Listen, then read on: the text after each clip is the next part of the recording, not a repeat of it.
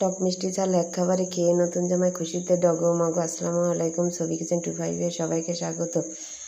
আমি কড়াইয়ে সামান্য তেল দিয়ে সিদ্ধ করে রাখা ডিমগুলোকে এবং হলুদ লবণ মাখিয়ে ভেজে তুলে নিয়েছি। তারপরে কড়াইয়ে পরিমাণ মতো তেল দিয়ে গোটা গরম মশলা ফোড়ন দিয়ে তাতে 2 টেবিল চামচ পেঁয়াজ কুচি দিয়ে নেড়েচেড়ে স্বাদ মতো লবণ 1 চা চামচ এবং জিরা বাটা 2 চা চামচ, আদা রসুন পেস্ট 1 চা চামচ, হলুদ গুঁড়া 1 চা চামচ, ধনিয়া গুঁড়া 1 চা চামচ, লাল মরিচের গুঁড়া দিয়ে ভালো করে নেড়ে মশলাটাকে অল্প পানি দিয়ে কষিয়ে নিয়েছি। তারপর এখানে 1 কাপ নারকেলের দুধ অ্যাড করলাম এবং 2 টেবিল চামচ গুঁড়া দুধ দিয়ে নেড়েচেড়ে ফুটে ওঠার পরে এখানে আমি সিদ্ধ করে রাখা আমড়াগুলোকে অ্যাড করলাম। তারপরে 1/3 কাপ চিনি দিয়ে এবং কিছুক্ষণ পরে আমি ভেজে রাখা ডিমগুলোকে দিয়ে নেড়েচেড়ে 20 মিনিটের জন্য আমি রান্না করব।